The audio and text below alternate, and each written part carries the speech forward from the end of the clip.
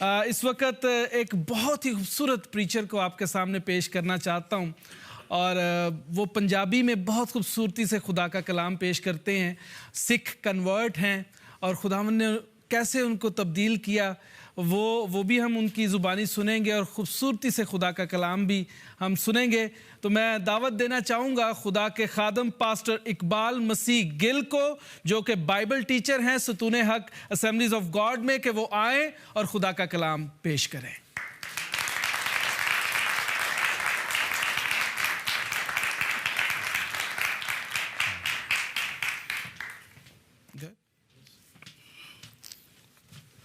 खुदावंद खुदा दा शुक्र होवे अज दे समय दे वास्ते, और मैं दुआ करदा उन्हां लोकां दे वास्ते जिहड़े अज इस टीवी के जरिए खुदा के कलाम नूं सुने जा रहे हैं।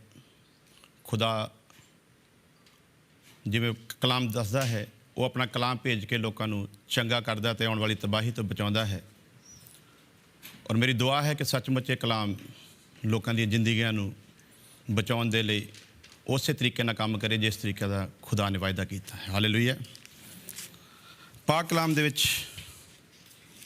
लिखिया है, असीं पढ़ांगे यिर्मयाह नबी दी किताब उहदा 32 अध्याय उहदी 26 वर्ष दे विच, तां यहोवा दा वचन यिर्मयाह कोल आया, वेख मैं सारे बशर दा खुदा हाँ, की कोई काम मेरे लिए मुश्किल है। खुदावंद खुदा दा कलाम दसदा कि वो सारे बशर दा खुदा है। हालेलुया। अज दुनिया में असीं देखते हाँ, सच्चाई ये है कि लोगों को असल दे विच पता ही नहीं है कि खुदा है की है। अपने अपने तरीके दे खुदा बना के दुनिया बैठ गई है। कलाम दी ये आयत हर इंसान दे लिए एक तसल्ली नूं पेश करती है। खुदा कहंदा मैं सारे बशर दा खुदा हाँ। हालेलुया। वो सारे बशर दा खुदा है। इंग्लिश लिखा एवरी परसन, सारे बशर दा खुदा। लेकिन अज कई बारी मजहब दे नाल बजे हुए लोगों को गलत फहमी हो जाती है कि शायद वो सिर्फ ईसाइयों का ही खुदा है, शायद वो सिर्फ मुसलमानों का ही खुदा है, शायद वो सिर्फ हिंदू का खुदा है, शायद वो सिर्फ एक सिख का खुदा है। कलाम दसदा वो सारे बशर का खुदा है। असी बाइबल देखते हैं जो खुदावंद खुदा ने इंसान को पैदा किया, उत्पत्ति किताब उहदा 1 अध्याय उहदी 26 वर्ष लिखिया, आओ असी आदम नूं अपने स्वरूप उत्ते ते अपने वर्गा बनाईए। खुदावंद खुदा ने इंसान नूं हिंदू वर्गा नहीं, खुदावंद खुदा ने इंसान नूं मुसलमान वर्गा नहीं, खुदावंद खुदा ने इंसान नूं ईसाई वर्गा नहीं या किसी सिख वर्गा नहीं, बल्कि खुदावंद खुदा ने इंसान नूं अपने वर्गा बनाया। हालेलुया। सो जिस खुदा ने इंसान नूं अपने वर्गा बनाया, वो इंसान नूं तसल्ली दे रहा है इस शब्द के द्वारा, और दस रहा है, समझा रहा है, क्योंकि इंसान भुल गया। खुदा उन्होंने याद कराना चाहता है, देख मैं सारे बशर दा खुदा हाँ। हालेलुया। और जो सारे बशर दा खुदा है, अज जिन्ने भी लोग इस कलाम नूं सुनणगे वो आशीष पाउणगे, क्योंकि जिन्होंने शायद किते शक सी कि शायद वो साडा खुदा नहीं है, उन्होंने अज यकीन हो जाएगा कि सचमुच मेरा खुदा है। हालेलुया। खुदा खुदा ही है। उन्होंने कोई परमेश्वर कह के पुकार लवे, कोई वाहिगुरू कह के पुकार लवे, उहदे नामां दे नाल कुछ भी नाम लगा लेने, उहदे नाल कोई फर्क नहीं पैंदा।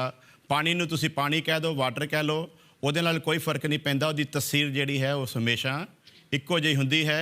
उस तरह खुदावंद खुदा नूं किसी भी नाम दे नाल पुकार लो, नामां दे विच कुछ नहीं रखिया। क्योंकि मूसा ने पूछया तेरा नाम की है, खुदावंद खुदा ने कहा नाम दे चक्कर दे विच ना फसी, नहीं तो लोकां वांगू उलझ जावेगा। बस तेरे लिए इन्ना ही काफ़ी है, मेरा इक्को ही नाम है, मैं जो हाँ सो हाँ। सो अज इंसान सोचता है शायद उन्होंने प्रभु कह के पुकारांगे तां काम बनेगा, शायद उन्होंने वाहिगुरू कह के पुकारांगे तां काम बनेगा, शायद उन्होंने लॉर्ड कह के पुकारांगे तां काम बनेगा। उन्होंने तुसी किसी भी तरीके नाल पुकार लो, वो जो सी वो ही अज है तो हमेशा रहेगा। क्योंकि कलाम दसदा है खुदा ना कदे बदलिया ते ना कदे बदलेगा। अज ਦੁਨੀਆ ਦੇ ਕੋਨੇ-ਕੋਨੇ 'ਚ ਬੈਠੇ ਲੋਕਾਂ ਨੂੰ ਮੈਂ ਦੱਸਣਾ ਚਾਹੁੰਦਾ ਹਾਂ, ਤਸੱਲੀ ਦੇਣੀ ਚਾਹੁੰਦਾ ਹਾਂ ਇਸ ਕਲਾਮ ਦੇ ਦੁਆਰਾ ਕਿ ਉਹ ਬਿਲਕੁਲ ਟੈਨਸ਼ਨ ਮੁਕਤ ਹੋ ਜਾਣ, ਕਿਉਂਕਿ ਖੁਦਾ ਅੱਜ ਤੁਹਾਡੇ ਨਾਲ ਕਲਾਮ ਕਰ ਰਿਹਾ ਔਰ ਦੱਸ ਰਿਹਾ ਹੈ, ਵੇਖ ਮੈਂ ਸਾਰੇ ਬਸ਼ਰ ਦਾ ਖੁਦਾ ਹਾਂ। ਹਾਲੇਲੂਇਆ। ਸੋ ਆਓ ਅਸੀਂ ਕਲਾਮ ਦੀ ਉਸ ਆਇਤ ਦੇ ਉੱਤੇ ਗੌਰ ਕਰਾਂਗੇ ਜਿਹਦੇ ਬਾਰੇ ਅੱਜ ਅਸੀਂ ਸਿੱਖਣ ਜਾ ਰਹੇ ਹਾਂ। ਯਿਰਮੀਆ ਨਬੀ ਦੀ ਕਿਤਾਬ ਉਹਦਾ 9 ਅਧਿਆਏ ਉਹਦੀ 23 ਵਰਸ ਦੇ ਵਿੱਚ ਇਸ ਤਰ੍ਹਾਂ ਲਿਖਿਆ ਹੈ, ਯਹੋਵਾ ਇਉਂ ਆਖਦਾ ਹੈ, ਬੁੱਧਵਾਨ ਆਪਣੀ ਬੁੱਧ ਉੱਤੇ ਮਾਣ ਨਾ ਕਰੇ, ਨਾ ਤਾਕਤਵਰ ਆਪਣੀ ਤਾਕਤ ਉੱਤੇ ਮਾਣ ਕਰੇ, ਨਾ ਧਨੀ ਆਪਣੇ ਧਨ ਉੱਤੇ ਮਾਣ ਕਰੇ, ਪਰ ਜਿਹੜਾ ਮਾਣ ਕਰਦਾ ਹੈ ਉਹ ਇਸ ਗੱਲ ਦੇ ਉੱਤੇ ਮਾਣ ਕਰੇ ਭਈ ਮੈਨੂੰ ਸਮਝਦਾ ਅਤੇ ਜਾਣਦਾ ਹੈ। ਹਾਲੇਲੂਇਆ। ਖੁਦਾਵੰਦ ਖੁਦਾ ਕਹਿੰਦਾ, ਨਾ ਧਨੀ ਇਨਸਾਨ ਆਪਣੇ ਧਨ ਦੇ ਉੱਤੇ, ਨਾ ਤਾਕਤਵਰ ਆਪਣੀ ਤਾਕਤ ਦੇ ਉੱਤੇ, ਅਤੇ ਨਾ ਤਾਕਤਵਰ ਆਪਣੀ ਤਾਕਤ ਦੇ ਉੱਤੇ ਔਰ ਨਾ ਬੁੱਧਵਾਨ ਆਪਣੀ ਬੁੱਧ ਦੇ ਉੱਤੇ ਮਾਣ ਕਰੇ, ਸਿਰਫ ਇੱਕੋ ਗੱਲ ਦੇ ਉੱਤੇ ਮਾਣ ਕਰੇ ਕਿ ਉਹ ਮੈਨੂੰ ਸਮਝਦਾ ਹੈ ਅਤੇ ਮੈਨੂੰ ਜਾਣਦਾ ਹੈ। ਹਾਲੇਲੂਇਆ। ਖੁਦਾ ਚਾਹੁੰਦਾ ਹੈ ਅਸੀਂ ਉਹਨੂੰ ਜਾਣੀਏ, ਖੁਦਾ ਚਾਹੁੰਦਾ ਹੈ ਅਸੀਂ ਉਹਨੂੰ ਸਮਝੀਏ, ਲੇਕਿਨ ਅੱਜ ਸਵਾਲ ਹੈ, ਕਿਉਂ ਖੁਦਾ ਦੇ ਕਲਾਮ ਦੀਆਂ ਇਹ ਆਇਤਾਂ ਅੱਜ ਸਾਡੇ ਨਾਲ ਗੱਲ ਕਰਨੀਆਂ ਚਾਹੁੰਦੀਆਂ ਹਨ? ਖੁਦਾ ਕਿਉਂ ਦੱਸਣਾ ਚਾਹੁੰਦਾ ਹੈ ਕਿ ਇਨਸਾਨ ਸਿਰਫ ਇਸ ਗੱਲ ਦੇ ਉੱਤੇ ਮਾਣ ਕਰੇ ਕਿ ਉਹ ਮੈਨੂੰ ਜਾਣਦਾ ਅਤੇ ਸਮਝਦਾ ਹੈ? ਅੱਜ ਜਾਣਦੇ ਤਾਂ ਸਾਰੇ ਲੋਕ ਹਨ। ਅਸੀਂ ਦੁਨੀਆ 'ਤੇ ਗੌਰ ਕਰੀਏ, ਕਿਸੇ ਮਜ਼ਹਬ, ਕਿਸੇ ਜਾਤੀ, ਕਿਸੇ ਧਰਮ ਦੇ ਬੰਦੇ ਨੂੰ ਪੁੱਛ ਲਓ, ਕੀ ਤੂੰ ਖੁਦਾ ਨੂੰ ਜਾਣਦਾ ਹੈ? ਕੀ ਤੂੰ ਪਰਮੇਸ਼ਵਰ ਨੂੰ ਜਾਣਦਾ ਹੈ? ਕੀ ਤੂੰ ਪਰਮਾਤਮਾ ਨੂੰ ਜਾਣਦਾ ਹੈ? ਕੀ ਤੂੰ ਅੱਲਾ ਨੂੰ ਜਾਣਦਾ ਹੈ? ਉਹ ਬਿਲਕੁਲ ਕਹੇਗਾ, ਹਾਂ ਮੈਂ ਜਾਣਦਾ ਹਾਂ। ਅੱਜ ਲੋਕ ਜਾਣਦੇ ਹਨ ਪਰਮੇਸ਼ਵਰ ਨੂੰ, ਪਰ ਪਰਮੇਸ਼ਵਰ ਨੂੰ ਸਮਝਦੇ ਨਹੀਂ ਹਨ।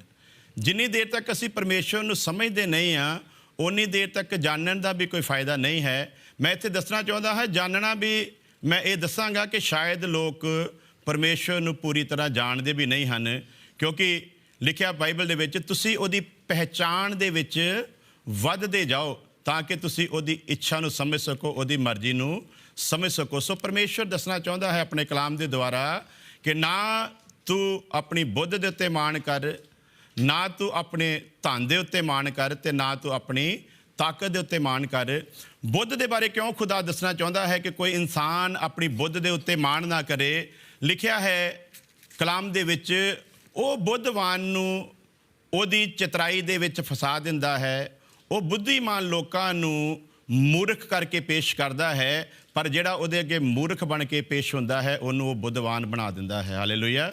ਸੋ ਪਰਮੇਸ਼ਵਰ ਦਾ ਕਲਾਮ ਦੱਸਣਾ ਚਾਹੁੰਦਾ ਹੈ ਕਿ ਤੂੰ ਆਪਣੀ ਬੁੱਧ ਦੇ ਉੱਤੇ ਮਾਣ ਨਾ ਕਰ, ਕਿਉਂਕਿ ਤੂੰ ਆਪਣੀ ਬੁੱਧ ਦੇ ਨਾਲ ਕਦੇ ਵੀ ਮੇਰੀ ਤਾਕਤ ਨੂੰ ਨਹੀਂ ਸਮਝ ਸਕਦਾ, ਕਦੇ ਵੀ ਤੂੰ ਮੇਰੀ ਮਹਿਮਾ ਨੂੰ ਨਹੀਂ ਸਮਝ ਸਕਦਾ, ਕਦੇ ਤੂੰ ਮੈਨੂੰ ਜਾਣ ਨਹੀਂ ਸਕਦਾ। ਇਸ ਕਰਕੇ ਸਭ ਤੋਂ ਪਹਿਲਾਂ ਤੂੰ ਆਪਣੀ ਬੁੱਧ ਦਾ ਸਹਾਰਾ ਜਿਹੜਾ ਹੈ ਉਹਨੂੰ ਹਟਾ, ਤੂੰ ਮੇਰੇ ਤੋਂ ਮੰਗ, ਮੈਂ ਤੈਨੂੰ ਉਹ ਬੁੱਧ ਦੇਵਾਂਗਾ ਜਿਹਦੇ ਨਾਲ ਤੂੰ ਮੇਰੀ ਮਹਿਮਾ ਕਰ ਸਕੇ, ਜਿਹਦੇ ਨਾਲ ਤੂੰ ਮੈਨੂੰ ਸਮਝ ਸਕੇ। ਸੋ ਖੁਦਾ ਦਾ ਕਲਾਮ ਦੱਸਦਾ ਹੈ, ਬੁੱਧਵਾਨ ਜਿਹੜਾ ਹੈ ਉਹ ਆਪਣੀ ਬੁੱਧ ਦੇ ਉੱਤੇ ਮਾਣ ਨਾ ਕਰੇ, ਔਰ ਤਾਕਤਵਰ ਜਿਹੜਾ ਹੈ ਉਹ ਵੀ ਆਪਣੀ ਤਾਕਤ ਦੇ ਉੱਤੇ ਮਾਣ ਨਾ ਕਰੇ। ਅਸੀਂ ਦੇਖਦੇ ਹਾਂ ਬਾਦਸ਼ਾਹ ਨਬੂਕਦਨਸਰ ਜਿਹੜਾ ਉਸ ਸਮੇਂ ਦੇ ਵਿੱਚ ਬਹੁਤ ਹੀ ਬਲਸ਼ਾਲੀ, ਬੜਾ ਤਾਕਤਵਰ ਬਾਦਸ਼ਾਹ ਸੀ। ਉਸ ਬਾਦਸ਼ਾਹ ਦੀ ਜ਼ਿੰਦਗੀ ਦੇ ਉੱਤੇ ਜਦੋਂ ਅਸੀਂ ਗੌਰ ਕਰਦੇ ਹਾਂ, ਅਸੀਂ ਦੇਖਦੇ ਹਾਂ ਕਿ ਕਿਸ ਤਰ੍ਹਾਂ ਉਹਦੇ ਜੀਵਨ ਦੇ ਵਿੱਚ ਬੀਤਿਆ।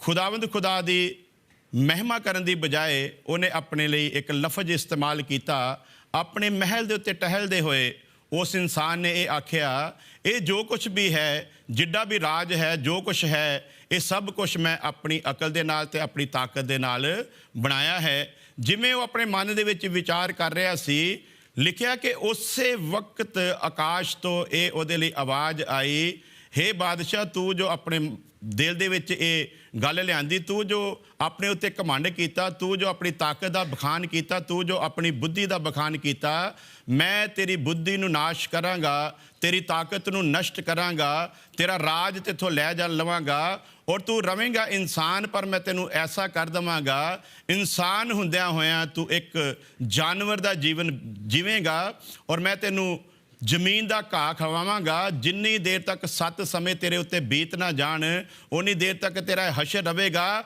ਤਾਂ ਕਿ ਤੂੰ ਜਾਣ ਸਕੇ ਕਿ ਇਸ ਜਹਾਨ ਦੇ ਉੱਤੇ ਅਗਰ ਕੋਈ ਰਾਜ ਕਰਦਾ ਹੈ ਤਾਂ ਉਹ ਯਹੋਵਾ ਪਰਮੇਸ਼ਵਰ ਕਰਦਾ ਹੈ। ਹਾਲੇਲੂਇਆ।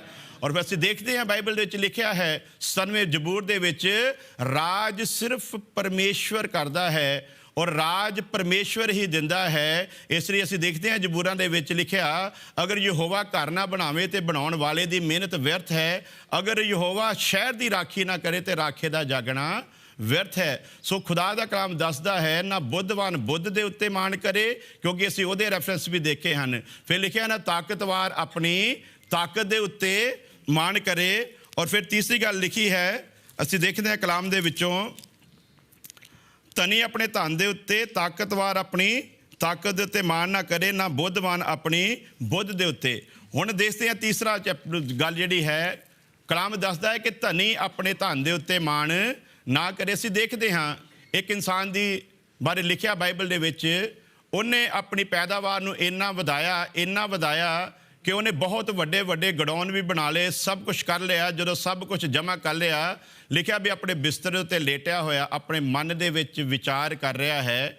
ਕੀ ਕਹਿ ਰਿਹਾ? ਕਹਿੰਦਾ, ਐ ਮੇਰੀ ਜਾਨ, ਹੁਣ ਤੂੰ ਸੁੱਖ ਦੇ ਨਾਲ ਰਹਿ, ਆਰਾਮ ਦੇ ਨਾਲ ਜ਼ਿੰਦਗੀ ਬਿਤਾ, ਖਾ ਪੀ, ਕਿਉਂਕਿ ਹੁਣ ਤੈਨੂੰ ਕਿਸੇ ਤਰ੍ਹਾਂ ਦੀ ਵੀ ਕੋਈ ਟੈਨਸ਼ਨ ਲੈਣ ਦੀ ਜ਼ਰੂਰਤ ਨਹੀਂ ਆ। ਔਰ ਉਹਦੇ ਲਈ ਵੀ ਇੱਕ ਆਵਾਜ਼ ਆਈ, ਐ ਮੂਰਖ ਇਨਸਾਨ, ਤੂੰ ਜੋ ਆਪਣੇ ਮਨ ਦੇ ਵਿੱਚ ਇਹ ਵਿਚਾਰ ਲਿਆਂਦੇ, ਤੇਰੀ ਜਾਨ ਤੇਰੇ ਵਿੱਚੋਂ ਅੱਜ ਹੀ ਲੈ ਲਈ ਜਾਵੇਗੀ। ਸੋ ਅਸੀਂ ਇਹ ਤਿੰਨਾਂ ਚੀਜ਼ਾਂ 'ਤੇ ਗੌਰ ਕੀਤਾ। ਬੁੱਧਵਾਨ ਦੇ ਬਾਰੇ ਵੀ ਖੁਦਾ ਨੇ ਆਪਣੇ ਕਲਾਮ ਦੇ ਵਿੱਚ ਦੱਸ ਦਿੱਤਾ, ਤਾਕਤਵਾਰ ਦੇ ਬਾਰੇ ਵੀ ਖੁਦਾ ਨੇ ਆਪਣੇ ਕਲਾਮ ਦੇ ਵਿੱਚ ਦੱਸ ਦਿੱਤਾ, ਔਰ ਧਨੀ ਦੇ ਬਾਰੇ ਵੀ ਦੱਸ ਦਿੱਤਾ। ਔਰ ਅਗਲੀਆਂ ਲਾਈਨਾਂ ਜਿਹੜੀਆਂ ਖੂਬਸੂਰਤ ਹਨ ਉਹ ਇਹ ਹਨ, ਇਨਸਾਨ ਇਹਨਾਂ ਤਿੰਨਾਂ ਚੀਜ਼ਾਂ ਦੇ ਉੱਤੇ ਮਾਣ ਨਾ ਕਰੇ, ਬਲਕਿ ਅਗਰ ਮਾਣ ਕਰਨਾ ਹੈ ਤਾਂ ਸਿਰਫ ਇਸ ਗੱਲ ਦੇ ਉੱਤੇ ਮਾਣ ਕਰੇ ਕਿ ਉਹ ਮੈਨੂੰ ਜਾਣਦਾ ਹੈ ਅਤੇ ਮੈਨੂੰ ਸਮਝਦਾ ਹੈ।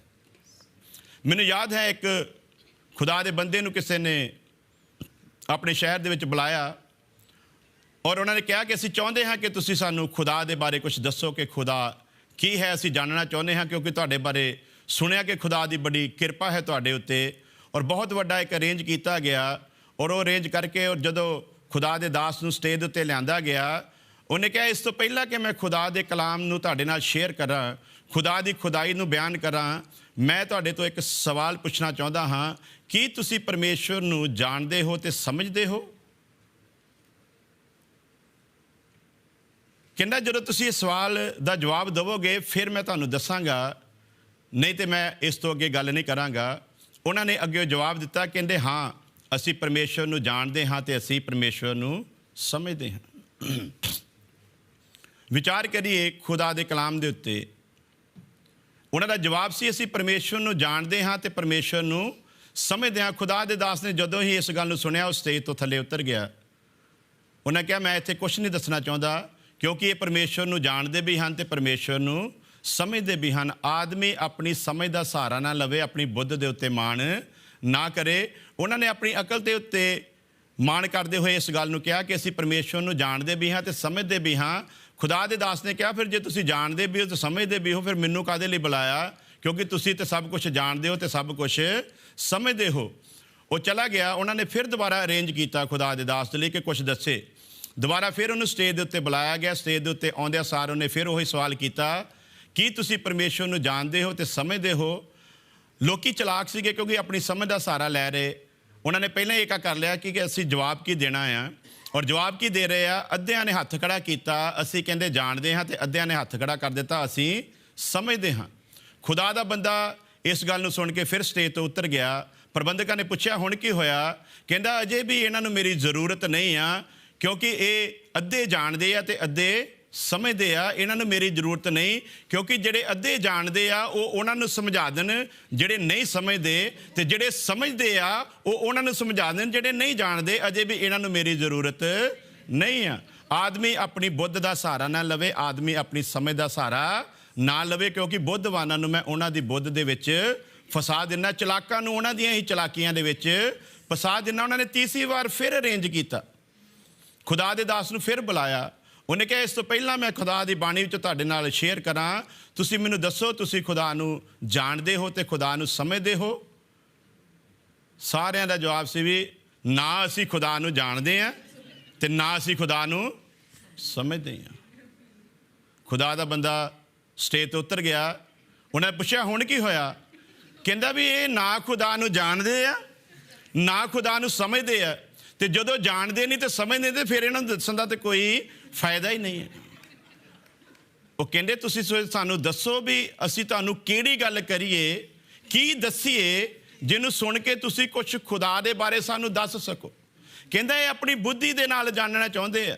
ਇਹ ਜਦੋਂ ਮੈਂ ਪਹਿਲੀ ਵਾਰ ਹੀ ਆਇਆ ਸੀਗਾ ਉਦੋਂ ਹੀ ਕਿਤੇ ਖਾਮੋਸ਼ ਰਹਿ ਜਾਂਦੇ, ਇਹਨਾਂ ਦੀ ਖਾਮੋਸ਼ੀ ਬਿਆਨ ਕਰਦੀ ਕਿ ਸੱਚਮੁੱਚ ਖੁਦਾ ਦੇ ਬਾਰੇ ਕੁਝ ਜਾਣਨਾ ਚਾਹੁੰਦੇ ਆ। ਹਾਲੇਲੂਇਆ। ਅੱਜ ਇਨਸਾਨ ਆਪਣੀ ਅਕਲ ਦਾ ਸਹਾਰਾ ਲੈ ਰਿਹਾ। ਪਰਮੇਸ਼ਰ ਕਹਿੰਦਾ ਮਾਣ ਕਰਨਾ ਆ ਤੇ ਇਸ ਗੱਲ ਦੇ ਉੱਤੇ ਮਾਣ ਕਰੋ ਕਿ ਤੁਸੀਂ ਮੈਨੂੰ ਜਾਣਦੇ ਹੋ ਤੇ ਮੈਨੂੰ ਸਮਝਦੇ ਹੋ। ਇਸ ਨੂੰ ਅਸੀਂ ਹੋਰ ਥੋੜ੍ਹਾ ਕਲੀਅਰ ਕਰਾਂਗੇ ਕਿ ਕਿੱਦਾਂ ਅਸੀਂ ਸਮਝ ਸਕਦੇ ਹਾਂ। ਇੱਕ ਔਰਤ ਦੀ ਜਦੋਂ ਮੰਗਣੀ ਹੁੰਦੀ ਹੈ ਉਹ ਸਮਝ ਜਾਂਦੀ ਹੈ ਕਿ ਜਾਣ ਜਾਂਦੀ ਹੈ ਕਿ ਮੇਰਾ ਹੋਣ ਵਾਲਾ ਜਿਹੜਾ ਪਤੀ ਆ ਉਹ ਇਹ ਹੈ। ਉਸ ਤੋਂ ਬਾਅਦ ਉਹਨਾਂ ਦੀ ਸ਼ਾਦੀ ਹੋ ਜਾਂਦੀ ਹੈ। ਸ਼ਾਦੀ ਹੋ ਜਾਂਦੀ ਹੈ ਔਰ ਉਹਨੂੰ ਪਤਾ ਲੱਗ ਜਾਂਦਾ ਹੈ, ਉਹ ਜਾਣ ਜਾਂਦੀ ਹੈ, ਉਹ ਜਾਣਦੀ ਹੈ ਕਿ ਮੇਰਾ ਪਤੀ, ਕਿਸੇ ਨੂੰ ਦੱਸਣ ਦੀ ਜ਼ਰੂਰਤ ਨਹੀਂ ਪੈਂਦੀ ਕਿ ਤੇਰਾ ਪਤੀ ਹੈ। ਉਹ ਜਾਣਦੀ ਹੈ ਕਿ ਮੇਰਾ ਪਤੀ ਹੈ, ਪਰ ਸਾਰੀ ਉਮਰ ਲੰਘ ਜਾਂਦੀ ਹੈ, ਉਹਨੂੰ ਪਤਾ ਨਹੀਂ ਲੱਗਦਾ, ਉਹਨੂੰ ਸਮਝ ਨਹੀਂ ਆਉਂਦੀ ਕਿ ਸੱਚਮੁੱਚ ਇਹ ਮੇਰਾ ਪਤੀ ਹੈ। ਜਾਣਦੀ ਹੈ ਪਰ ਸਮਝਦੀ ਨਹੀਂ ਹੈ। ਪਰ ਇਹ ਇਕੱਲੀ ਔਰਤ ਉੱਤੇ ਗੱਲ ਨਹੀਂ ਹੈ, ਮਰਦ ਦਾ ਵੀ ਇਹੀ ਹਾਲ ਹੈ। ਪਤੀ ਵੀ ਜਾਣਦਾ ਹੈ ਕਿ ਮੇਰੀ ਪਤਨੀ ਆ, ਪਰ ਉਹਨੂੰ ਸਮਝਦਾ ਨਹੀਂ ਹੈ। ਸਮਝਦਿਆਂ ਸਾਰੀ ਉਮਰ ਲੰਘ ਜਾਂਦੀ ਹੈ। ਬੱਚੇ ਜਾਣਦੇ ਸਾਡੇ ਮਾਂ-ਬਾਪ ਆ, ਜਾਣਦੇ ਆ ਪਰ ਸਮਝਦੇ ਨਹੀਂ। ਸਮਝ ਉਦੋਂ ਆਉਂਦੀ ਹੈ ਜਦੋਂ ਖੁਦ ਮਾਂ-ਬਾਪ ਬਣਦੇ ਆ। ਹਾਲੇਲੂਇਆ। ਨੌ ਜਾਣਦੀ ਮੇਰੀ ਸੱਸ ਆ ਪਰ ਸਮਝਦੀ ਨਹੀਂ ਹੈ। ਸਾਰੀ ਉਮਰ ਇਹੀ ਕਹੀ ਜਾਂਦੀ ਹੈ ਸੱਸ ਗਲਤ ਆ। ਬਾਅਦ ਵਿੱਚ ਜਦੋਂ ਆਪ ਸੱਸ ਬਣਦੀ ਫਿਰ ਕਹਿੰਦੀ ਨੌ ਗਲਤ ਆ। ਸਮਝ ਨਹੀਂ ਆਉਂਦਾ, ਉਹਨੂੰ ਸਮਝ ਨਹੀਂ ਆਉਂਦਾ ਵੀ ਮੇਰੇ ਲਈ ਕੀ ਸਹੀ ਹੈ ਤੇ ਮੇਰੇ ਲਈ ਕੀ ਗਲਤ ਆ। ਇਸ ਲਈ ਅੱਜ ਬਹੁਤ ਦੁਨੀਆ ਜਿਹੜੀ ਹੈ ਉਹ ਖੁਦਾ ਨੂੰ ਜਾਣਦੀ ਜ਼ਰੂਰ ਹੈ ਲੇਕਿਨ ਖੁਦਾ ਨੂੰ ਸਮਝਦੀ ਨਹੀਂ ਹੈ, ਕਿਉਂਕਿ ਉਹ ਆਪਣੀ ਸਮਝ ਦੇ ਨਾਲ ਖੁਦਾ ਨੂੰ ਸਮਝਣਾ ਚਾਹੁੰਦੇ ਆ। ਲੇਕਿਨ ਕੋਈ ਇਨਸਾਨ ਆਪਣੀ ਸਮਝ ਦੇ ਨਾਲ ਨਾ ਖੁਦਾ ਨੂੰ ਸਮਝ ਸਕਿਆ ਤੇ ਨਾ ਖੁਦਾ ਨੂੰ ਸਮਝ ਸਕਦਾ ਹੈ। ਇਸ ਲਈ ਲਿਖਿਆ ਜੇ ਤੇਰੇ ਕੋਲ ਬੁੱਧ ਦਾ ਘਾਟਾ ਹੈ ਤੇ ਮੇਰੇ ਕੋਲ ਮੰਗ, ਮੈਂ ਬਿਨਾਂ ਉਲਾਂਭਿਓਂ ਦਿੰਦਾ ਹਾਂ। ਹਾਲੇ ਜੇ ਤੂੰ ਮੈਨੂੰ ਸਮਝਣਾ ਚਾਹੁੰਦਾ ਹੈ ਤਾਂ ਤੂੰ ਮੇਰੀ ਸਮਝ ਨੂੰ ਮੰਗ, ਫਿਰ ਤੈਨੂੰ ਪਤਾ ਲੱਗੇਗਾ ਕਿ ਮੈਂ ਖੁਦਾ ਹਾਂ ਤੇ ਮੈਂ ਤੈਨੂੰ ਕਿਉਂ ਪੈਦਾ ਕੀਤਾ, ਤੈਨੂੰ ਕਿਉਂ ਬਣਾਇਆ ਹੈ। ਔਰਤ ਸ਼ਾਦੀ ਹੋ ਜਾਂਦੀ, ਸਮਝ ਜਾਂਦੀ, ਜਾਣ ਜਾਂਦੀ ਹੈ ਕਿ ਮੇਰਾ ਪਤੀ ਹੈ, ਪਰ ਸਮਝਦੀ ਨਹੀਂ ਹੈ। ਮੇਰੇ ਪਿਤਾ ਜੀ ਬੜੀ ਵਧੀਆ ਇੱਕ ਗੱਲ ਦੱਸਦੇ ਹੁੰਦੇ ਸੀ। ਜਦੋਂ ਤੋਂ ਅਸੀਂ ਛੋਟੇ ਹੁੰਦੇ ਸੀ, ਅਜੇ ਕੁਆਰੇ ਹੁੰਦੇ ਸੀਗੇ, ਸਾਨੂੰ ਪੱਕਿਆ ਕਰਦੇ ਹੁੰਦੇ ਵੀ ਤੁਸੀਂ ਆਪਣੀ ਔਰਤ ਦੀਆਂ ਗੱਲਾਂ ਮਗਰ ਨਹੀਂ ਲੱਗਣਾ। ਔਰ ਮੈਨੂੰ ਯਾਦ ਹੈ ਅਜੇ ਤੱਕ ਵੀ, ਔਰ ਸਾਨੂੰ ਉਹ ਗੱਲ ਇੱਕ ਸੁਣਾਉਂਦੇ ਹੁੰਦੇ, ਸਮਝਾਉਂਦੇ ਹੁੰਦੇ ਸੀਗੇ। ਔਰਤ ਜਿਹੜੀ ਆਉਂਦੀ ਹੈ ਜਦੋਂ ਵਿਆਹੀ ਜਾਂਦੀ, ਸਭ ਤੋਂ ਪਹਿਲਾਂ ਉਹਨੂੰ ਆਪਣੇ ਮਾਂ-ਬਾਪ ਤੇ ਭੈਣ ਭਰਾਵਾਂ ਉੱਤੇ ਬੜਾ ਮਾਣ ਹੁੰਦਾ ਆ। ਉਹ ਜਾਣਦੀ ਹੈ ਕਿ ਮੇਰਾ ਪਤੀ ਹੈ ਪਰ ਸਮਝਦੀ ਨਹੀਂ, ਕਿਉਂਕਿ ਜੇ ਸਮਝਣ ਦੀ ਉਹਨੂੰ ਜ਼ਰੂਰਤ ਨਹੀਂ ਆ, ਕਿਉਂਕਿ ਪਿੱਛੇ ਸਪੋਰਟ ਕਰਨ ਦੇ ਵਾਸਤੇ ਭੈਣ ਭਰਾ ਬੈਠੇ ਆ, ਮਾਂ-ਬਾਪ ਬੈਠਾ ਆ। ਫਿਰ ਉਹ ਹੌਲੀ ਹੌਲੀ ਭਰਾਵਾਂ ਦੀ ਵੀ ਸ਼ਾਦੀ ਹੋ ਜਾਂਦੀ ਆ, ਉਹ ਵੀ ਆਪਣੇ ਆਪਣੇ ਘਰ ਵਸਾ ਲੈਂਦੇ ਆ ਤੇ ਵੱਖਰੇ ਹੋ ਜਾਂਦੇ ਆ। ਫਿਰ ਮਾਂ-ਬਾਪ ਵੀ ਬਜ਼ੁਰਗ ਹੋ ਜਾਂਦੇ ਆ। ਜਦੋਂ ਤੱਕ ਇਹ ਕੰਡੀਸ਼ਨ ਆਉਂਦੀ ਆ ਉਦੋਂ ਤੱਕ ਉਸ ਔਰਤ ਦੇ ਬੱਚੇ ਜਵਾਨ ਹੋ ਜਾਂਦੇ। ਹਾਲੇਲੂਇਆ। ਉਦੋਂ ਵੀ ਉਹਨੂੰ ਆਪਣਾ ਬੰਦਾ ਸਮਝ ਨਹੀਂ ਆਉਂਦਾ। ਉਦੋਂ ਕਿਉਂਕਿ ਅੱਗੇ ਔਲਾਦ ਕਹਿੰਦੀ ਕੋਈ ਗੱਲ ਨਹੀਂ, ਹੁਣ ਉਹਨੂੰ ਔਲਾਦ ਦੇ ਉੱਤੇ ਮਾਣ ਆ ਕਿ ਮੇਰੀ ਔਲਾਦ ਹੈਗੀ ਆ, ਇਹਨੇ ਮੈਨੂੰ ਸਾਂਭ ਲੈਣਾ ਆ। ਆਖਿਰਕਾਰ ਔਲਾਦ ਵੀ ਵੱਡੀ ਹੋ ਜਾਂਦੀ ਆ, ਉਹ ਵੀ ਆਪਣੀਆਂ ਸ਼ਾਦੀਆਂ ਕਰਕੇ ਕਿਨਾਰੇ 'ਤੇ ਹੋ ਜਾਂਦੇ ਆ।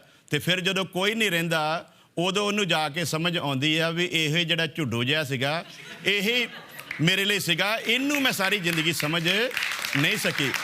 ਇਹ ਸਮਝ ਜਿਹੜੀ ਆ ਬਹੁਤ ਦੇਰ ਬਾਅਦ ਆਉਂਦੀ ਹੈ ਜਾ ਕੇ, ਲੇਕਿਨ ਜਦੋਂ ਤੱਕ ਸਮਝ ਦੀ ਵਾਰੀ ਆਉਂਦੀ ਆ ਉਦੋਂ ਤੱਕ ਬਹੁਤ ਕੁਝ ਜਾ ਚੁੱਕਾ ਹੁੰਦਾ ਆ, ਉਦੋਂ ਤੱਕ ਬਹੁਤ ਕੁਝ ਫਨਾਹ ਹੋ ਚੁੱਕਾ ਹੁੰਦਾ ਆ। ਇਸ ਲਈ ਲਿਖਿਆ, ਅੱਜ ਜੇ ਤੁਸੀਂ ਯਹੋਵਾ ਆਪਣੇ ਪਰਮੇਸ਼ਵਰ ਦੀ ਆਵਾਜ਼ ਨੂੰ ਸੁਣੋ ਤੇ ਆਪਣੇ ਦਿਲਾਂ ਨੂੰ ਕਠੋਰ ਨਾ ਕਰੋ। ਹਾਲੇਲੂਇਆ।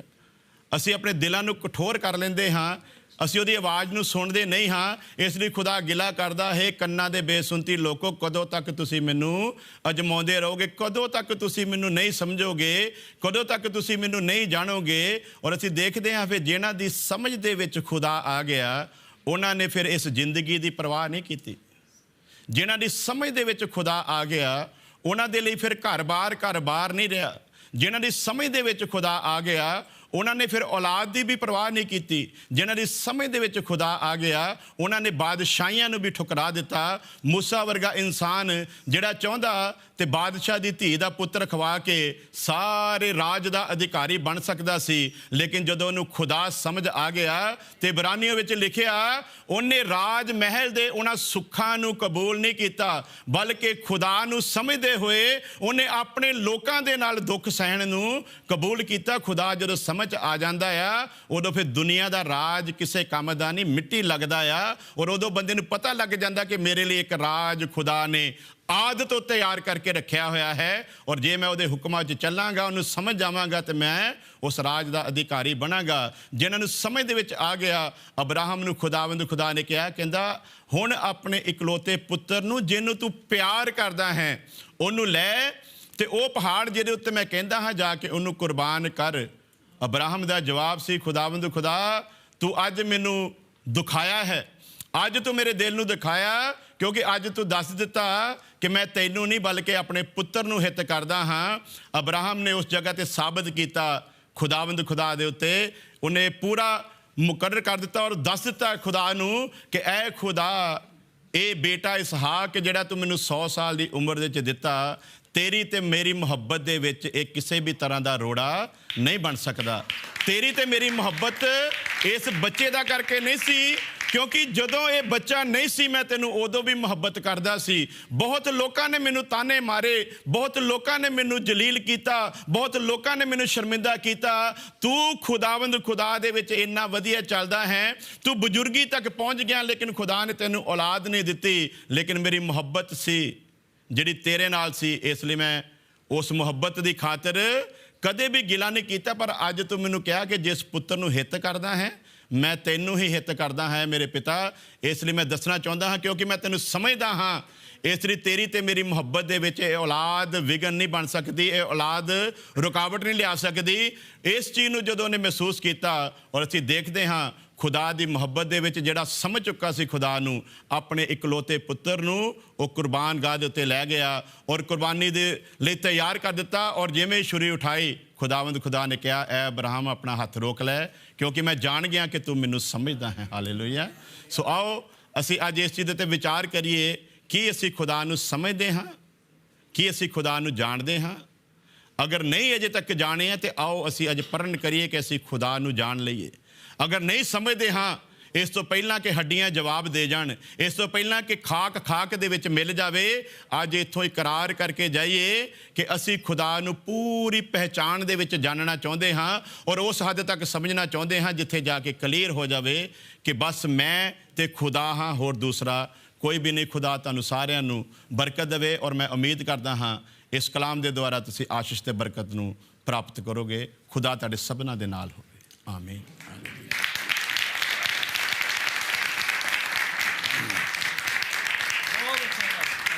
बहुत अच्छा, खुदा हम बरकत दे अपने जलाल ली। नाजरीन, आपने देखा कि कैसे खुदा जो है अपने लोगों को इस्तेमाल करता है और खुदा अपने खादमों को कितने खूबसूरत अंदाज में अपने जलाल के लिए इस्तेमाल करता है। आपने 3 खादमों के वसीला से अब खुदा का कलाम सुना है, वर्शिप सुनी है और इस खूबसूरत महफिल को आपने इंजॉय किया है। और मैं ईमान रखता हूँ कि ये फिर वही कहूँगा जो शुरू में कहा था कि ये फर्स्ट और आखिरी प्रोग्राम नहीं है, इट्स जस्ट अ बिगिनिंग। ये सिर्फ एक शुरुआत है और ये शुरुआत ही इतनी खूबसूरत हुई है, तो आगे आगे कैसे पाकरू अजीब तौर पर काम करेगा, इसको हम अपनी आंखों से देखेंगे कि कैसे खुदा अजीब तौर पर काम करता है। हम पाकिस्तान में और यूएसए में इन शोज़ को करते रहेंगे और आप इन शोज़ के वसीला से बरकत पाते रहेंगे। इस वक्त मुझे इजाज़त दीजिए TBN स्टूडियो न्यूयॉर्क से। जैसी TV के नाजरीन जो पाकिस्तान में देख रहे हैं वो भी महजूज हुए होंगे और खुदावंद आपको बरकत दे, अपने जलाल के लिए इस्तेमाल करे। भाई साहब, आपने जो बातें की हैं ना, ये बहुत ही खूबसूरत बातें हैं खुदा का जलाल। और पंजाबी च कहांगा कि खूबसूरत सुच्चियां गल्लां तुसीं जिहड़ियां ने कीतियां और बड़े सादगी च बयान किया है। पंजाबी क्योंकि हमारी लैंग्वेज है, मदर लैंग्वेज है, तो हमें ज़्यादा मज़ा आता है कि जब हम पंजाबी में बात करते हैं और पंजाबी में हम बेहतर अंदाज में जो है वो अंडरस्टैंड भी कर सकते हैं, समझ भी सकते हैं।